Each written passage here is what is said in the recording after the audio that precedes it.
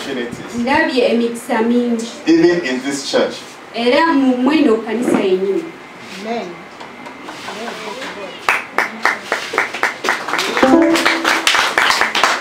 I have said about 3 times over and over again, they brought scholarship for people. Is it not?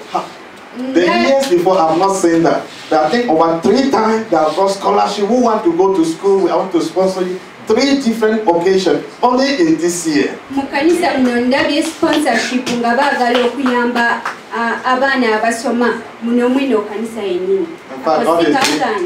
God is doing something great for us. And I believe that everywhere you are going to go, you will find opportunities. Anything you want to do, you will find opportunity for it. Anything, just think about anything you want to do, you will find opportunity to do. And one thing I discovered about the land of Uganda, it's a land of great opportunities. It's a land of great opportunities. That's why you could see the Asian flooding in. You have a really large population of Asians here because it's a land of opportunities. Why have so many Asians here? Because it's a land of great opportunities. One thing I discovered in Kampala is that it has endless opportunities.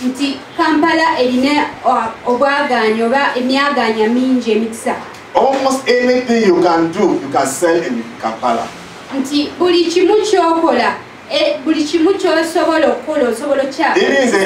in the corners of the quarters, you start a business, the people will come there and look for you and buy. Yes. That is the good about Kampala. Everywhere, even just on your door. Fry your cassava. Don't even look for money. Take your saucepan. Take your charcoal stove. Buy cassava. Instead of eating, fry it and put it. They will come there and buy. It is full of opportunities. That is what I discovered in Kampala. Praise God. And may God help you to lay hold of your opportunity. It will come to you over and over again. Because the God you serve is a God of multiple chances. There are some things that will come at times you are not yet awakened in your heart to capture the opportunity. But one thing about God is that it will go around and show the opportunity again. It go around and come back again. But I pray that this time you will catch it up.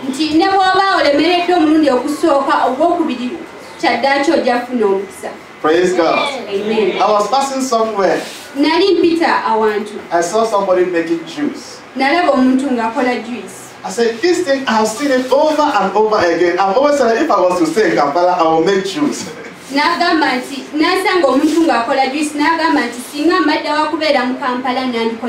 just because my mission here is a bit different. I said, I will make juice. There is so much money on it.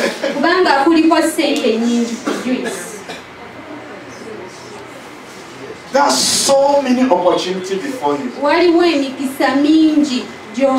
Let it enter your mind that anything you make here, you will sell. In any corner, anything you go and buy, you will sell in Kampala. And also, you are a new life. The year of opportunities. I pray that opportunities come to you again and again and again and again and again.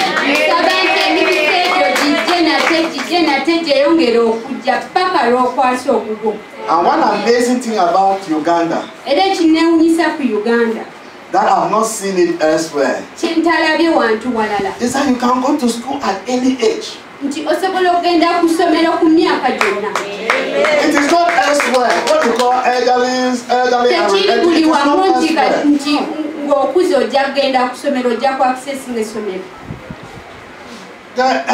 in my country, they just age limit. Once you are no more, no, you can't go.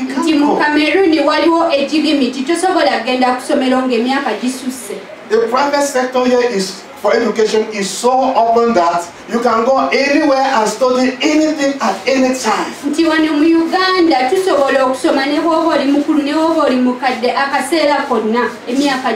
So you can always realize your dream in Uganda. No matter your age. Praise God. So Uganda is a land of many multiple opportunities.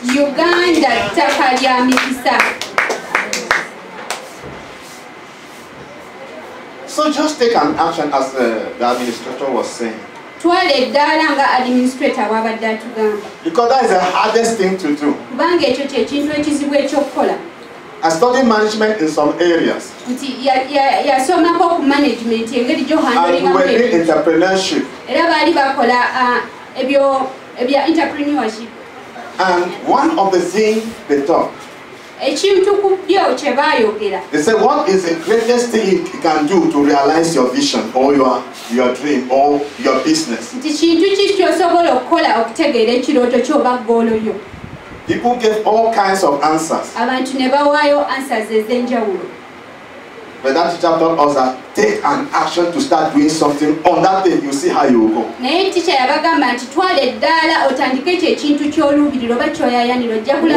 you take an action to start, you will be amazed by which all the obstacles were thinking that I don't have this, I don't have money, I cannot do this, I don't.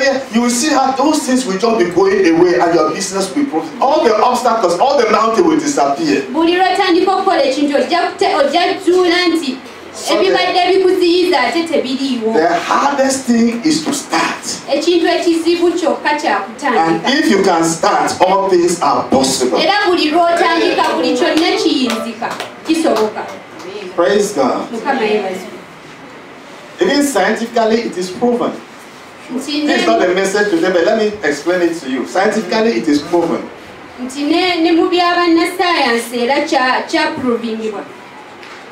Why? Because that is why they say only the greatest genius in the world, that they use only 10% of their brain cells. That means the people who have accomplished so much in this world, when they calculate how much of their brain cells they have used, so those who have done so much, they use only 10%. With the 10%, they have become billionaires and they have trillions and billions only by using 10%.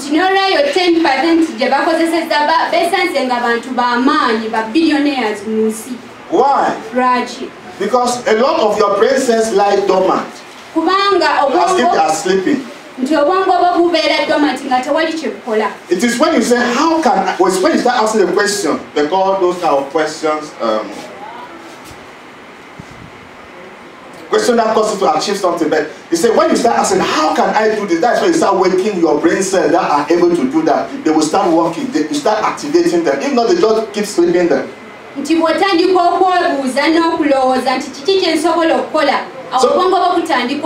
So when you start thinking of how can I do this? How can I do this new business? How can I do this thing? How can I learn this thing? How can I get this? By the time you start asking the question that gives you possibilities, you start waking up the brain cells that are just like they're sleeping, waiting for you to wake up with a new idea and get up on a new idea and they start working for you.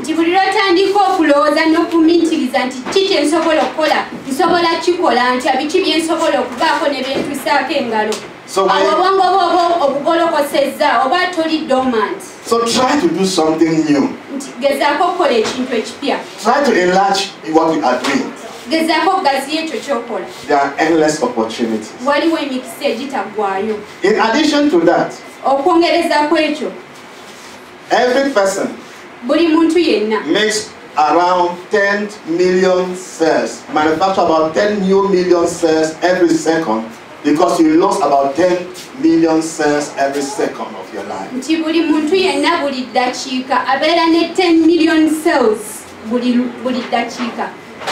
Normally, a human being has over 70 to 100,000 trillion cells. Omuntu alina 70 trillion cells. But now, making new cells depend on what you are thinking and concentrating on. Okukola new cells oba cells empya kisinziira ku ngeri gy'ogolokosezzaamu obwongo bwo. I was explaining the other day that your frontal lobe, which is 40% of your brain, is then reserved to create. While the hind brain is there for memory, for thinking, for memories and all sorts of things.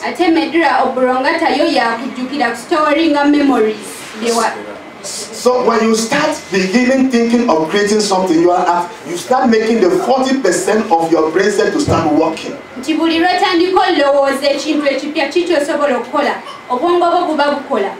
New neurons are fired.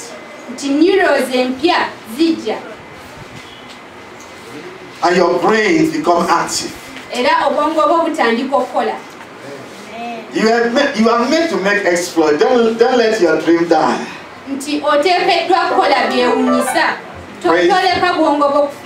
Praise God. Amen. Even if you have not started doing it, you can be helping yourself in one way, meditating and talking about it over to yourself day and night.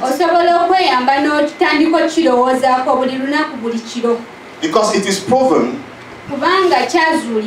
that it was a research made in Harvard University. They took some people who are playing piano, said they will play piano continually for 5 days for a period of time.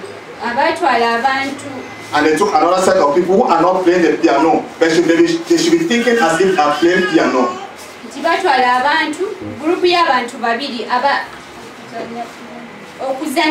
But they are not playing. They discovered that after the period of time, those who play piano actually, the new cells they have developed new cells for that. And those who have not played, they were meditating as if they were playing piano, they have still developed the cells. Meaning that if you have things you want to do, you meditate over it day and night and think over it and declare as if you are doing it, you will develop the brain cells that will give you the possibility and the means and the grace to accomplish that thing.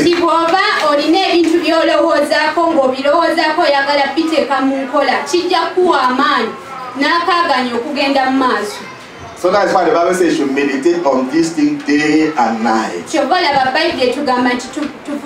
you are actually creating the new cells that will enable you to accomplish that thing. Don't let any dream of your life die. Write it over and over again. Even if you are not doing it, look over it, read it day and night, rewrite it. You are actually working on it.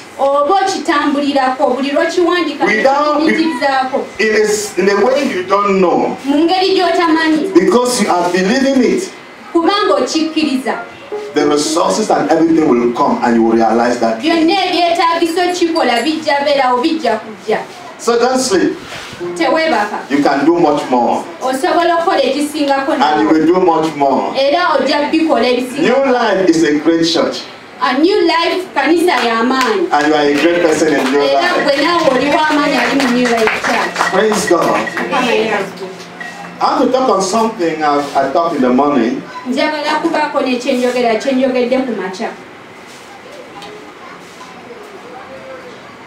The nature of your life mission. The nature of your life mission.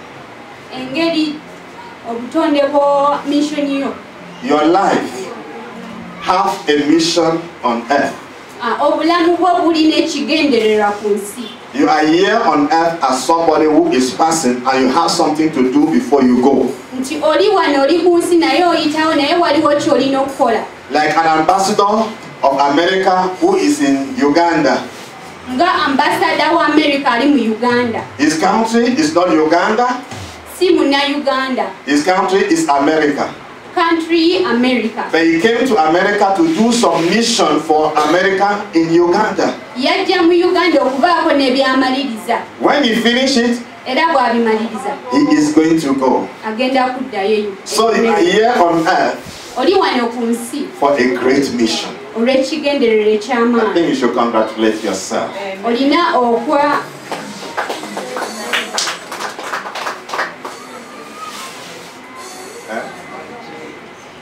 Praise God.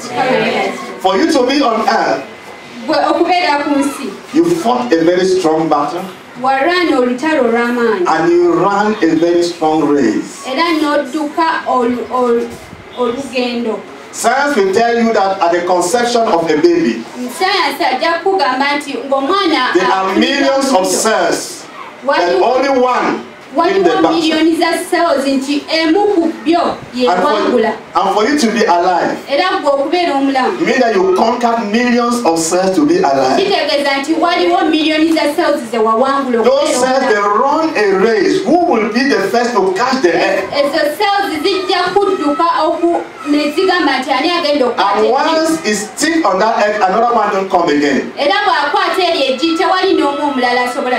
So you are a great winner in this world. And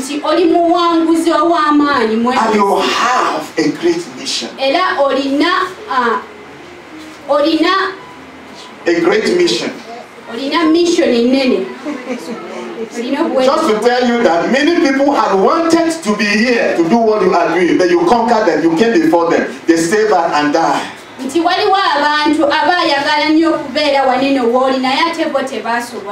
there is a need for you to constantly reassure yourself that I have a great mission on earth. And I'm going to accomplish it. I will fulfill my mission. And I cannot fail. Whatever comes, the grace of God will carry me through. You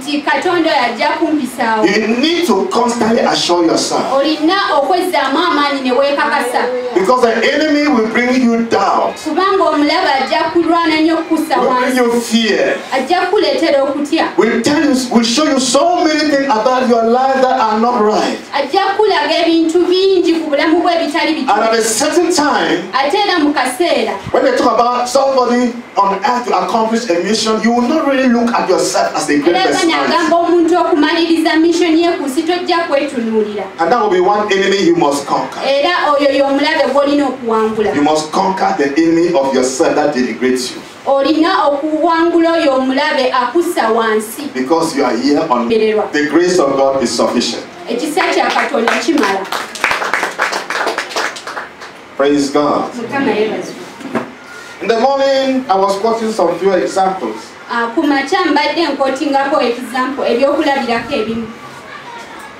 talk about Paul. I talk about Balaam. And I talk about David. These are all people who have their mission. But I want to insist on one aspect of your mission that will bring a 100% return to you.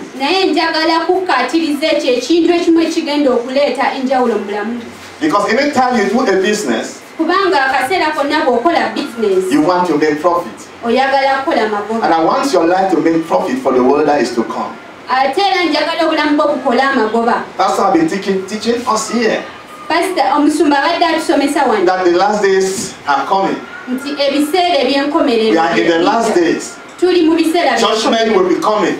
And we shall be rewarded. And I know you have to make your reward. But you must know how to manage your life mission. Praise God. Let's open up our Bible katubikule Bible zaffe. As we will read Acts Bikolwa by'abatume chapter 26, ayisula 26 verse 19. olunyiriro 19. That will be our principal verse for this one. And another one will read Numbers. I'll read some few verses from the morning. Numbers 23:20. Numbers 23:20. Acts 1:6-8. Ebikolwa by'abatume essula emu olunyiriro lwa 28. Do I have a reader there?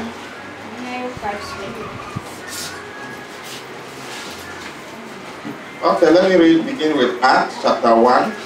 Tutandike n'ebikolwa by'abatume essula emu Verses 6-8. okuva ku 16. But let me read from verse 4 to be more clear. And being assembled together with them, commanded them that they should not depart from Jerusalem, but wait for the promise of the Father, which said ye have heard of me.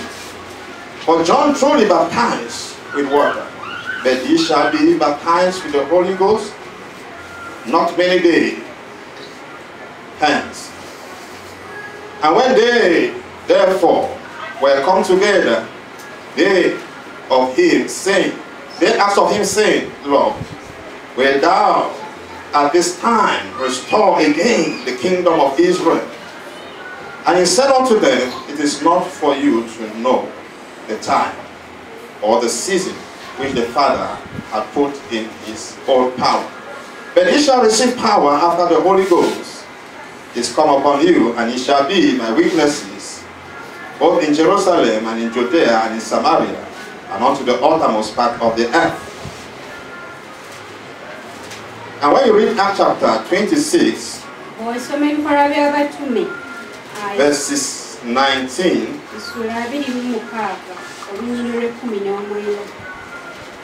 here Paul saying, wherefore, O King Agrippa, I was not disobedient unto the heavenly vision.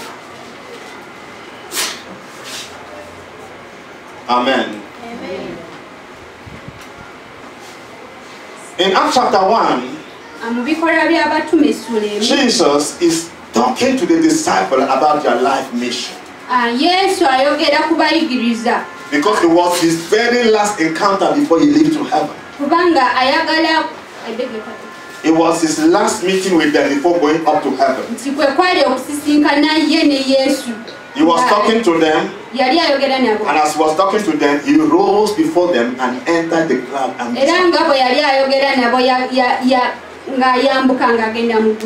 he was talking to them that don't live out of Jerusalem until he be filled with the Holy Spirit. Because the Holy Spirit has come. One of the reasons the Holy Spirit came into your life is to help you accomplish your life mission.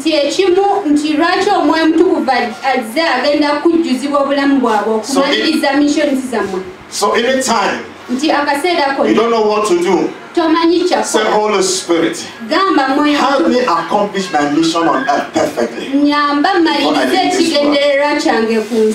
The Holy Spirit will help you. But while he was talking to them, the people began talking about something that was bothering their heart. What was bothering their heart was the restoration of the nation of Israel. Was to restore what was bothering their heart. Was that the whole nation of Israel was worried. Because they were being ruled by the Romans. They wanted to become a nation as they were always been, not under another person. If I tell you that Rwanda is the one controlling all Uganda, you will not like it. You say, let them leave us alone, we can rule ourselves.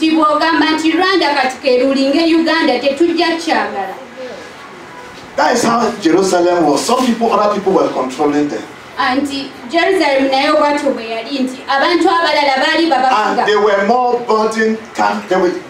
more burdened with the desire to come out than focusing on their life mission. Nti baali n'omugugu nga bo baagala kufuuka ensi nga tebali kubalirira bulamu bwabwe. And so when Jesus was about to go, Yesu bwe yali anaatera okugenda, they asked him, baamubuuza is it not now that God will restore us? nti si ke kano akaseera k'ogenda otuzzaawo? Jesus said, leave that to the Father, it is not for you.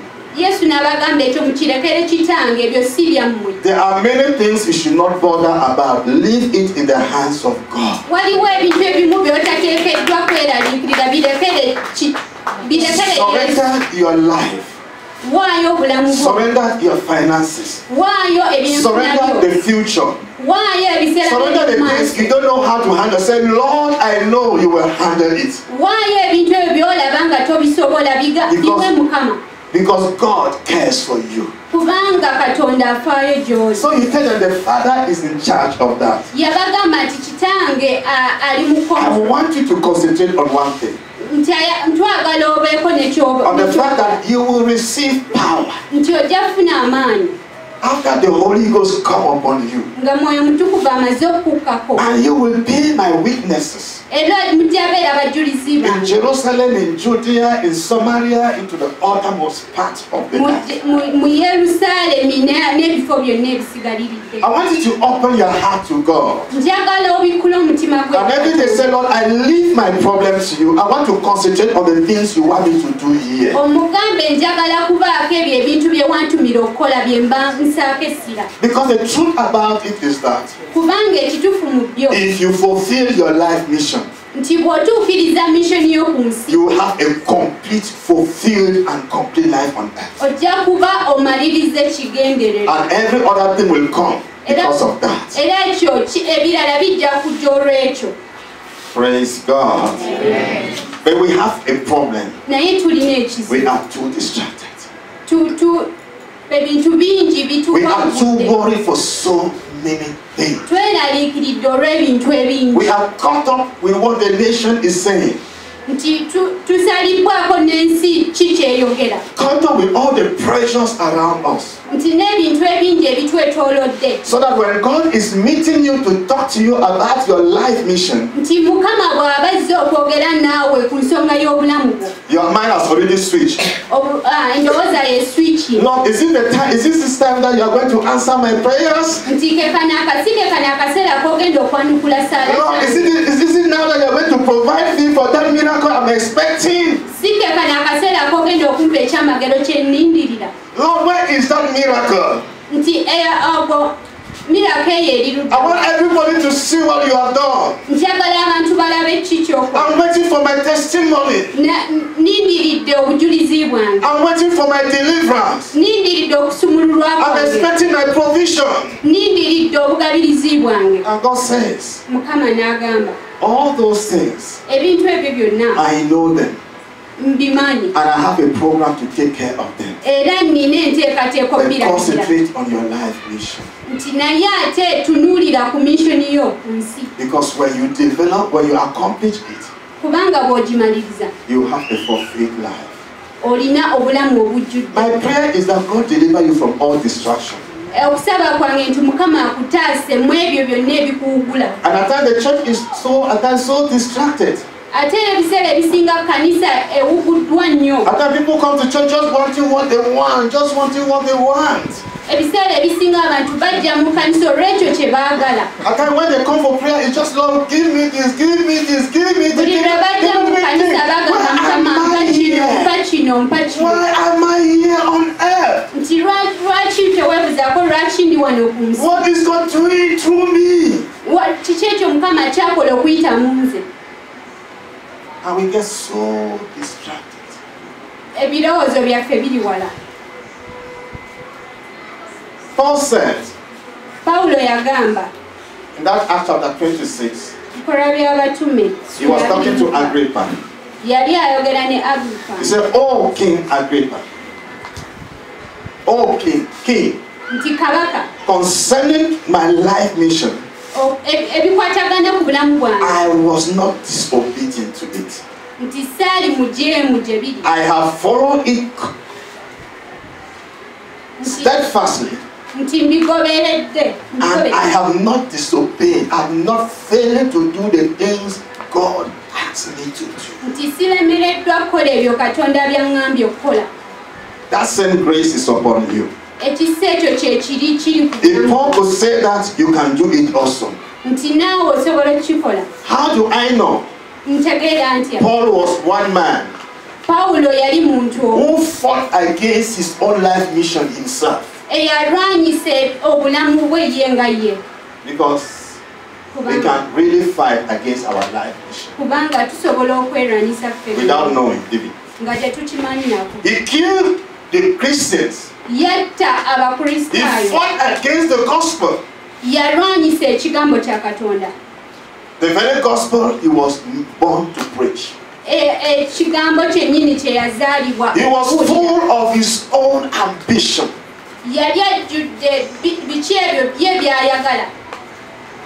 Until God had to stop him on one day on the road.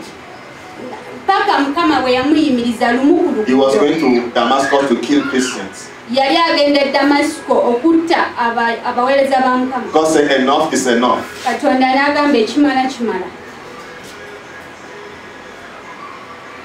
And Paul felt that he embraced what God has prepared for him. Praise God. Praise God. Amen. One of our life mission I really want to insist on is being a blessing. That's what I talk about during the month. You can become a blessing. You are a blessing. In Christ Jesus, God has chosen you to be a blessing. I want you to embrace that mission today. You may not know how, but accept it in your heart and in your spirit. And speak to yourself over and over and over again. I am here on earth to be a blessing. And I am going to live to be a blessing all the days of my life. Speak to yourself. I choose to be a blessing on the surface of the earth. Because that is part of my life mission.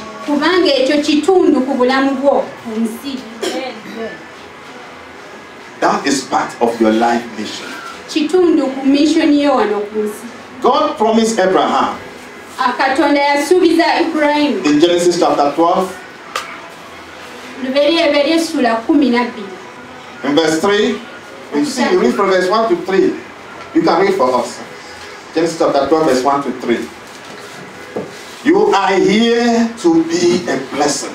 To be a blessing to your family. To be a blessing to your generation. To be a blessing to the earth. To be a blessing to many nations. That is part of your mission on earth here. And when you fulfill that mission, you will receive with glory in heaven and in the world to come. Read for us. Genesis 12, 1 to 3 says, yes. The Lord had said to Abram, go from your... When we accept Jesus Christ, God has a plan to make everyone who has accepted Jesus Christ a channel of blessing on earth. So when you share in the communion table, the Bible called that cup you share. It says it is the cup of blessing in the blood of Jesus. Meaning that you partake of the blessing, but you are also there to spread the blessing of God.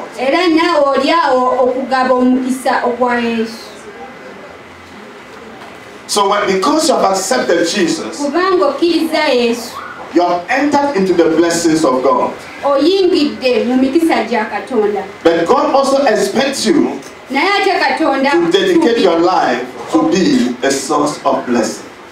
kusuubira okuwaayo obulamu bwo okubeera ensulo y'omukisa. Why am I reading the book of Numbers?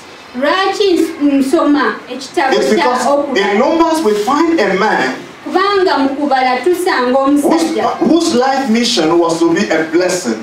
nti obulamu bwe ku nsi bwali kubeera mukisa, But at many times nti mu biseera ebisinga he had become a curse. afuuse kikolimo. That man was called Balaam. Oyo omusajja baali bamuyita Balamu. Balaam was a man God had chosen. Balamu yali musajja Katonda gwe yalonda. He was not even an Israelite, Yali sina Muyudaaya, but he was a servant of God. naye ate yali mutume wa Because God was revealing himself to many nations. kubanga Katonda yali amubikkulira ebintu. And in the nation of the Midianites, Era mu ggwanga lya God revealed himself to a man called Balaam. Katonda ne yeebikkulira omusajja And gave him so much anointing. era n'amuwa amafuta. Just as you are seated there, you are all anointed by the Holy Spirit. Nga gwe bw'otudde wano olina amafuta, Oh, you don't know that? oba tokimanyi. I say you are all anointed by the Holy Spirit. Waddizibwa omwoyo wa Katonda. Because the Holy Spirit lives in you, Kubanga omwoyo mutukuvu you abeera have mu an ggwe. anointing. Olina amafuta. We have received an anointing from the Holy One. Tufunye amafuta okuva mwoyo mutukuvu. Don't live as if you are not anointed. You have an anointing. Tobeera bulamu bwazifu tolina And mafuta. that anointing is to do good.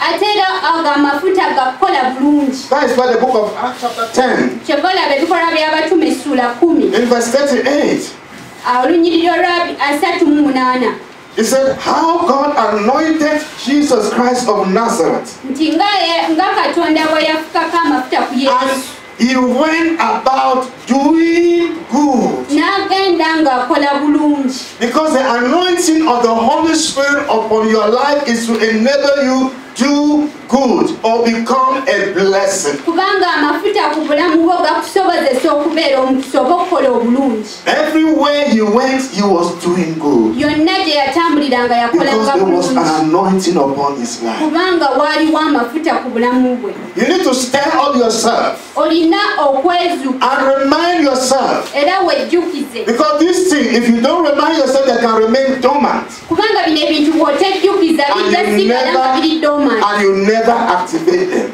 Era bw'oba tobizuukusa. The same anointing that was upon Jesus Amafuta agali ku is Yesu the same anointing that is upon you. ge mafuta agali ku bulamu bwo. And everywhere you go, Era yonna gy'ogenda you will do good. ojja kukola bulungi. Everywhere you go, Yonna gy'ogenda you will make a difference. ojja kukola enjawulo. Everywhere you go, Yonna that gy'otambulira Spirit of God will come through you. omwoyo wa Will Katonda pass through the word you speak. bajja ayitiramu ebyo Even ebigambo the by'oyogera thoughts you think n'ebyo by'obadde tolowooza will bring blessing to your community and to your nation. bijja kuleeta omukisa eri ekitundu kyo n'eggwanga lyo. Because that is how Jesus was. Kubanga bw'atyo Yesu bwe yali You were made to be a blessing. bw'atondebwa kubeera mukisa. That is why you share in the same cup with him. Kyova olaba tugabana It's wamu called the naye ekikopo. cup of blessing. Kiyitibwa ekikopo eky'omukisa, ekikompe. When Jesus began teaching, Yesu bwe yatandika he said, okusomesa blessed are, blessed are, blessed are. yagamba nti bamukisa bamukisa bamukisa. He wanted people to capture the notion of blessing. Yali ayagala abantu bategeere okubeera omukisa.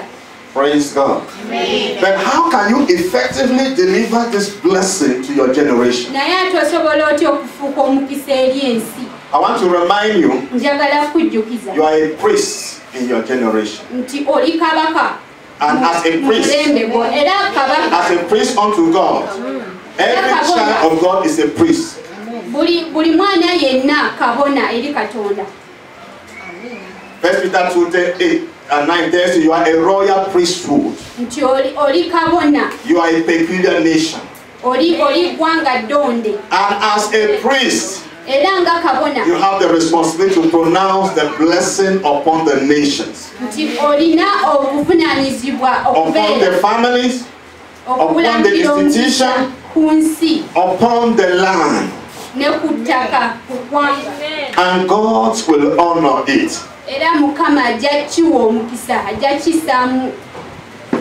But this blessing begin by doing it for yourself. Because you are the first priest of your life.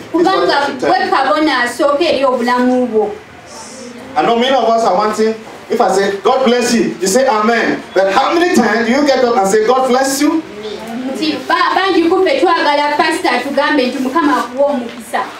Apart somewhere, somebody was doing business, he said, Pastor, pray, bless the business, bless the business. How many times do you bless your business? And how many times do you say, I am blessed? Then you share a cup of blessing with Jesus. The honor of all blessing. It all begins by you. Many of us are so cost conscious. We look ourselves so low.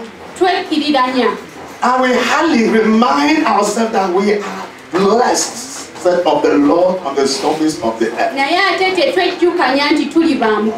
Remind yourself that one day I am the blessed of the Lord upon the surface of the earth.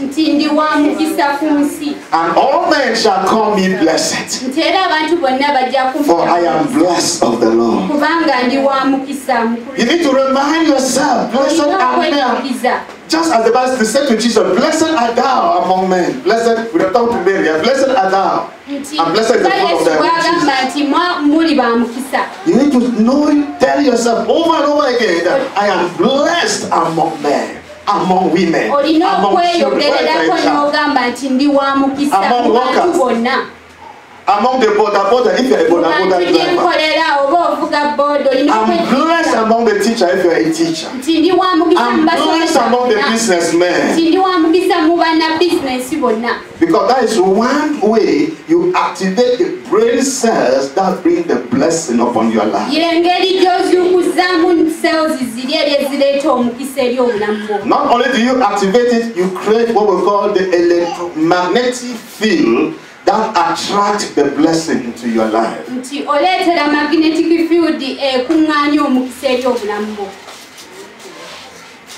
That is the energy that attracts good for your life. Forget about what any person has ever said about you. And start nodding yourself. So I am blessed among the nations. I am blessed among men. And you go around your activity in that spirit. Go around your business in that spirit. And when you enter your business place, you announce the blessed woman has entered. Customers are coming from every side. And the services I rendered today are perfect. The teaching I give today, they are perfect because they are coming from a blessed. And the people I meet today, even if they were carrying a curse, they will surely catch a blessing. Praise God. You are made to be a blessing. But you must first accept yourself that you are a blessing.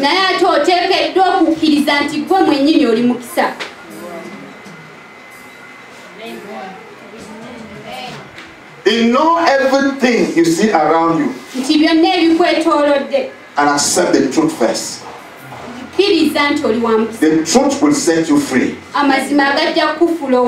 the things around you are not okay, the truth will set you free from those things. Whether the curses or the blockage or the mindset or the weakness or shortcoming, you must first acknowledge the truth. The truth is the thing that has power.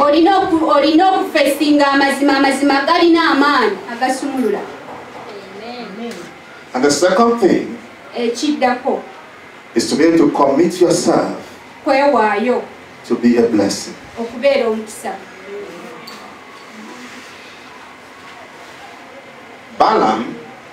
Balaam was called to pronounce blessing. yayitibwa okwogera omukisa. But the devil Naye ate Setaani abused Balaam to curse so much that yakozesa Balamu okukolimira. the many nations knew Balaam as a man that if he curse you, you are finished. Nti nga amawanga gonna gakimanyi nti Balamu bwakukolimira oba owedde. He was running against his life mission. Yali against his mission. His life mission was to be a blessing. Nti obulamu bwe obw'ekigendererwa But he was using his mouth to curse. naye ate yali akozesa akamwa ke okukolima. And he was hired even to curse the nation of Israel. Era ne bamupangisa okukolimira eggwanga lya Isirayiri. And God met him. Katonda I n'amusisinkana. said, you cannot curse my people. N'agamba tosobola kukolimira abantu For you bange. cannot curse the person I have blessed. Tosobola kukolimira oyo gwe mpadde omukisa. If you curse, if you go, I will kill you. Nti bw'obakolimira nja kutta. He missed death 3 times from an angel. Yakisisinkana ekyo Because he was motivated by money to do the wrong thing. kubanga yaweebwa amaanyi olw'essente okukola ebintu ebibi.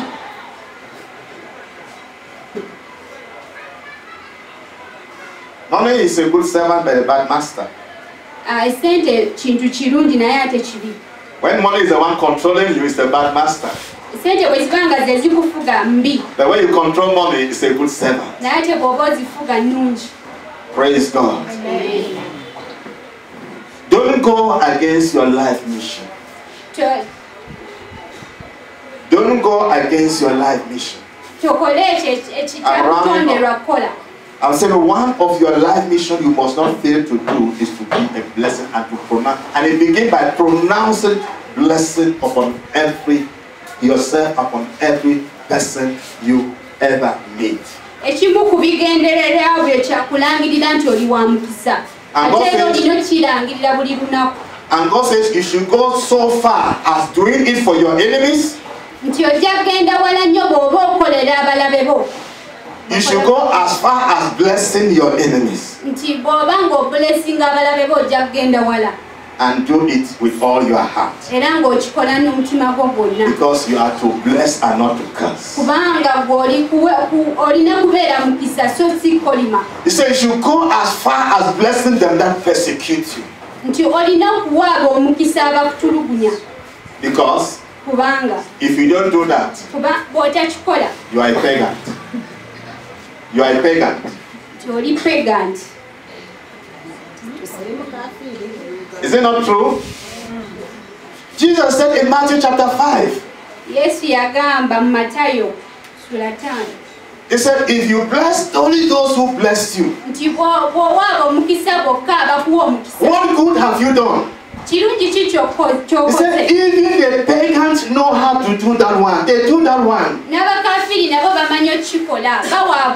Be bawa omukisa abawa omukisa. But for you, Naye ate gwe who are priests to the nations, nti ababuulira eri amawanga, for you, igwe who is chosen by God, eyalondebwa Katonda, go ahead genda mu maaso to bless them that persecute you. nti obawa omukisa abo abakukola obubi. Bless your enemies.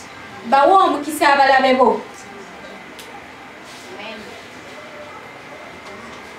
The same thing, Romans chapter 12. No, Romans chapter. It's Romans chapter 12, yes. The same thing, Romans chapter 12. Towards the end of that Romans chapter 12, he repeats the same thing. He said, bless them. Because you are a blessing, stay faithful to your mission. The truth is that you'll be tempted to curse.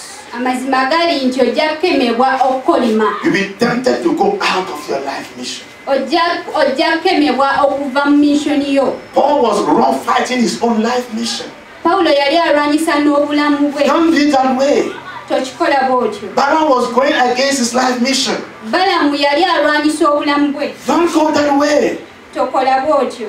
Make a commitment that I'm a priest unto the Most High God and I'll be a faithful high priest in the house of God forever. Salawo nti ogambe nti gwe oli mutume. Praise God. Amen. Praise God. Amen. We are his ambassadors. tuli bambasada ba Yesu. 2 Corinthians chapter 5 verse 20 tells you that you are the ambassadors of Christ. Tuli batume. As if God was appealing through you. Nti nga Katonda bwe yali God is making his appeal through you. nti Katonda ayise obubaka bwe okuyita mu Being a blessing represents me on earth. nti munkiikirire ku nsi beera omukisa. When you start doing it, bw'otandika okukikola diseases will be healed in your body. endwadde zijja kuwona mu mubiri gwo. Frustration will leave your life. Okweraliikirira kujja Some kuvaawo. obstacles will go away. byonna ebikulumba bijja kugenda. If you don't know, try it, you will see. Bw'oba tomanyi kigezeeko olabe. That there is a great blessing will come upon you when you bless your enemies. Era waliwo omukisa ogw'amaanyi ogenda okujja ku bulamu bwo bw'oba owa emikisa abo abakola obubi. Doors will open to you. Enzigi zijja kweggula. And your blessing will know no end. Era omukisa gwo tegujja kukoma. Praise God. Amen. Understanding your life mission. Tegeera ekiruubirirwa kye kigendererwa ky'oku nsi. There may be many challenges. Wajja beerawo There may be ebikusoomooza. many challenges. Wajja beerawo ebikusoomooza. Somebody like David, Omuntu nga Dawudi who was meant to rule eyali ateekeddwa okufuga the nation of Israel, eggwanga lya Isirayiri, was prepared in the most dangerous situation. yateekebwateekebwa mu mbeera enzibu.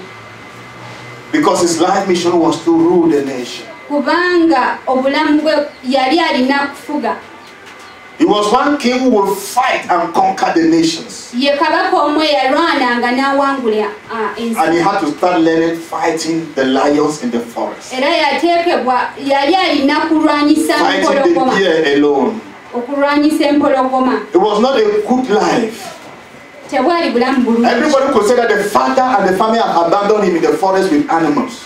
Nti abantu baali balaba nga taata ne maama bamuleseewo. But it was his training. Naye ate kwali ku training bakugezesa. There are many things you have gone through in life. Waliwo ebintu bingi by'oyiseemu mu bulamu. Don't take it back. Tokitwala nti kiri. Don't hold people responsible. Tolaba bantu. Consider that it has been your training for what God wants. Kitwale nti ebadde ntama obuzibu. And if his heart was not right, maybe he should have been angry and bitter with his father and everything and said they didn't treat him well. Era singa obulamu bwe yalina obusungu yandinyigidde bazadde bwe. As if that was not enough. Ate ekyo tekyali. After conquering Goliath, Nti bwe yatta Goliath. King Saul started chasing him. Sawulo ate n'atandika He omulwanyisa. ran from forest to forest to forest. N'adduka okuva mu kibira ng'agenda mu kibira. But all that was to prepare him for his life Naye mission. ate ebyo byonna byali nga bimuteekateeka olwa kigendererwa kye. We have the Psalms. Tulina The Psalms in the Bible. tulina Zabbuli. Many are written by David. Ekisinga byawandiikibwa Dawudi. You think that he wrote those Psalms in the palace? Olowooza nti yabiwandiika ng'ali mu He lubiri. wrote them in the forest when they were pursuing Yabiwandiika him. ebimu ng'ali mu kibira. He wrote them in the forest. Yabiwandiika nga And today we are reading and praising God for it. era olwaleero tubisomako era He tutendereza. spent the time in the forest praising God and singing. That's why he is the psalmist. He's the psalmist of Israel. Nti yamala akaseera kangi ng'ali mu kibira ng'atendereza. The nature of your life mission may be so difficult. Mission ye ey'obulamu At eyinza a time when you think okubeera of the past, it may be painful. But accept it as a good thing that God has used to prepare you to be where you have to be in your life. nti ebyo by'oyiseemu bikuteekateeka olw'ekyo ky'ogenda okubeera mu maaso. Praise God. Praise God. You must fulfill your life mission. Olina okumaliriza ekigendererwa ky'oku And it will be not useful if you are not prepared for it. nti era tojja kubeera. I don't even know what you are going through now. I don't even know what you are going through. Simanyi ki ky'oyiseemu oba ky'oyitamu. Consider it good. Naye ate kikonsideringa okuba nti kirungi. And you will learn your lesson. Era kijja kuyigiriza. And you will grow. Era ojja kugenda. And when the time will come, Akaseera kajja kujja. you will be crowned. Ojja kuweebwa engule. Just as a child. Ng'omwana omuto. When a child is in the mother's womb, Omwana ng'akyali mu kicking the mother's stomach. ng'asamba olubuto. Say, leave me alone, let me come out. Nti ndeka njagala kufuluma. But that child, if that child come out without being 9 months, that child will not survive in the world. nti omwana oyo bw'afuluma mu lubuto lwa mama we nga emyezi 9 teginnaggwako. Because the world is going to face kubanga ensi gyagenda the cold outside. nti obunyogovu bw'ensi. If he's not yet 9 months, nga he will need an incubator emyezi because the temperature outside, he cannot survive it. temperature y'ensi aba tagenda gihandolinga kuba aba tateekeddwa. And so many things we go through. ebintu ebisinga bye tuyitamu. Our desire is that God delivered me. God take me out. nti mukama nzijaayo. The God's desire is that you should grow and be mature so that when He takes you to the next phase, you'll be able to stand. nti mukama abikuyisaamu okule nti bw'otuuka eyo ojja kubanga otrainingibwa. May God give you grace to stand. mukama akuwa ekisa ekyokuyiga. May God help you to fulfill your life mission. mukama akuyamba okutuukiriza ekiruubirirwa kyo. And may you be a blessing on the surface of the earth. era obeera omukisa mwene ensi. May generation call you blessed. amawanga gakuyite nti May your children call you blessed. abaana bo bakuyite nti oli wa May generation to come call you blessed. amawanga agaddako gakuyite wa mukisa. Thank you so much.